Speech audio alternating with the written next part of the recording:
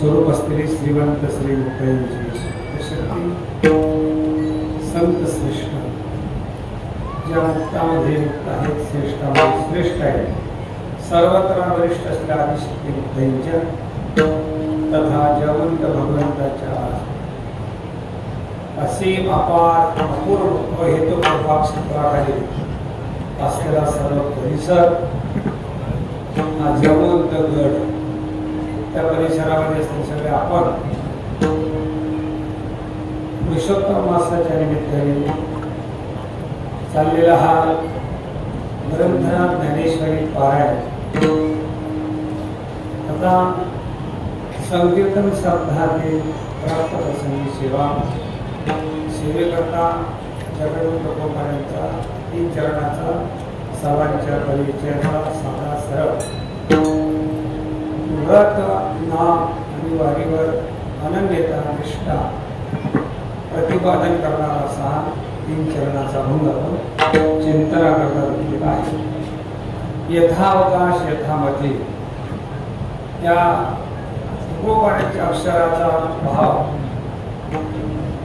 अर्थ तर काही आपल्याला करता येणार नाही कारण तुका म्हणे नेलो युक्तीची या होती महाराजांना या अभंगातील अक्षराचा काय भाव आहे काय अर्थ आहे तो त्यांनाच माहिती आहे आपल्याला थोडे आपण त्यांना जे अपेक्षित आहे कारण संतांच्या शब्दाला पुढे नेत असताना शब्द अर्थ त्याचा आशय ते करण्याकरता अनुष्ठान नंतर अनुभव नंतर अनुवाद असा तो प्रवास आणि तेवढी आपली योग्यता तेवढी आपली उपासना तेवढी आपली साधना निश्चित नसल्यामुळे आपण त्यांना अपेक्षित असलेलं आपण सांगणार नाही सांगता येणं शक्य नाही पण जसं आदिशक्ती बघता येईल ज्यामंत भगवान आपल्याकडून मधून घेतील तसा सांगण्याचा प्रयत्न करू तत्पूर्वी कार्यक्रमाच्या संदर्भामध्ये काही परिहार द्यावा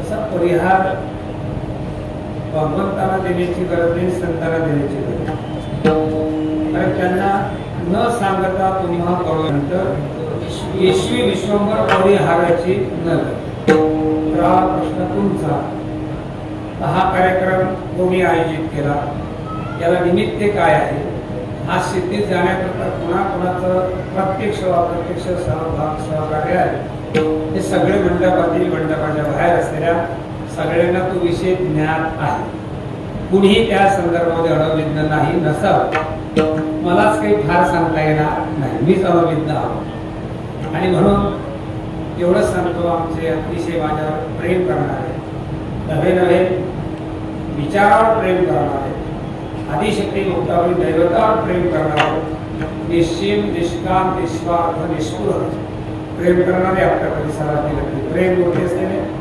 आमचे शिंदे भाऊ यांनी विनंती केली महाराष्ट्र कीर्तनाला यावं आणि मलाही असं वाटलं सगळ्यांसमोर सांगतो ऐसा सांडोनी सोहळा आपण काय येणार भाषेमध्ये आले या कपाळात थोडे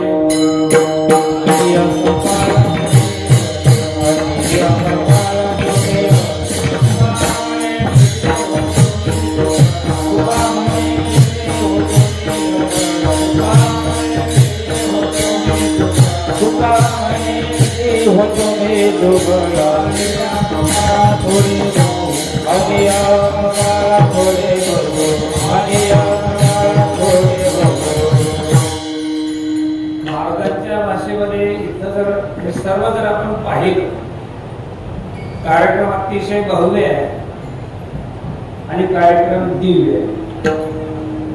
कार्यक्रम भव्य मावळी होत असतो कशाने? भव्य करण्याकरता पैसा. एखादा लग्न समारंभ विवाह आपण भव्य प्रमाणात करू शकतो.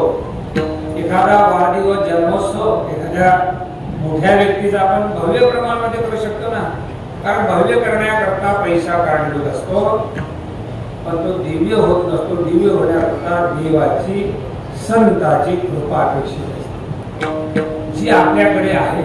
का भव्यताही आहे आणि दिव्यताही आहे. अशा भव्य आणि दिव्य कार्यक्रमामध्ये माझी कुठलीच लायकी नसताना भगवानाच्या भाषेमध्ये अतिशय या परिसरामध्ये या वातावरणामध्ये या कार्यक्रमाचा विचार केला तर अतिशय दुर्लभ. पण थोडीफार सेवा कुठंतरी आदिशक्ती मुक्ताबाईंची पुरुषोत्तम मासामध्ये मी रामायण सांगून राहिलो. मला असं वाटतं त्याची थोडीफार सेवा कुठंतरी जामवंत महाराजांना रामचंद्रांना असं वाटतं शेतकी यांची सेवा इथं व्हावी. परत परत म्हणेल इथं येता आलं आणि महाराजांची सेवा करण्याचं भाग्य माऊलीमुळे प्राप्त झालं. सर्वात पहिले त्यांना धन्यवाद देतो. परिसरामध्ये या कार्यक्रमाचे आयोजन करणारे कोण असतील, त्या कार्यक्रमाचे त्या संस्थांचे अध्यक्ष विश्वस्त, त्या परिसरातील सगळे वारकरीकांत ईश्वर प्रेम करणारी मंडळी, सगळी साधक मंडळी, त्या परिसरातील सगळी गुणीजन मंडळी, कीर्तनकार मंडळी, भागवतकार, प्रवचनकार, महिला वारकरी इथले या गडाचे आणि सगळे वारकरी शिक्षण संस्कृतीची सगळे वारकरी मंडळी, गायनाच्या सोपदार, भालदार, विनेकर आणि सर्व प्रभू तुम्ही महेशाचे अमृत असलेले श्रोते सज्जनांना अभिवादन करतो. त्यांच्या चरणी साष्टांग प्रणिपात करून अभंगाच्या मूळ विषयाकडे येतो. विठ्ठल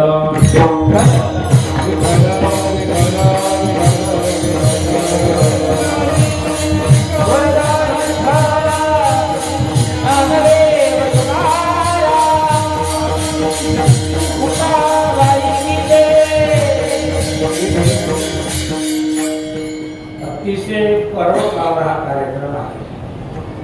काय पर्वकाळ आहे? हा पुरुषोत्तम मास आहे. त्याबद्दल स्वतंत्र विचार आहे. फक्त आपण एवढंच त्या संदर्भात विचार करू की हा महिना केवळ केवळ परमार्थ करण्याकरता आहे. परमपूज्य डोंगरे महाराज म्हणायचे, जेव्हा अधिक महिना येतो, जेव्हा पुरुषोत्तम मास येतो जीवनामध्ये, तो साधकाकरता पर्वकाळ असतो. 12 महिने आपण संसार करावा, प्रपंच क्षेत्राचं कार्य करावं, वाट्याला आपले कर्म करावे. पण हा अधिक महिना पुरुषोत्तम मास, याला अनेक नाव आहेत.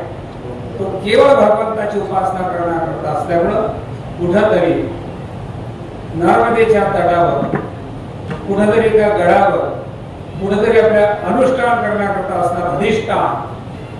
तर अनुष्ठानाकरता अधिष्ठान गरजेचं असते. त्या अधिष्ठानावर केवळ केवळ 1 महिना आपण फक्त फक्त परमार्थच करावा. परमार्थ करण्याकरताच हा महिना आहे. कारण हा महिना भला मोठा पर्व काळ आहे आणि हा पर्व काळ प्रत्येकाने आपल्या जीवनामध्ये साधला. साधला हा पर्व काळ. पर्व काळ कशाला म्हणतात? आपण तर स्नान करतच असतो ना.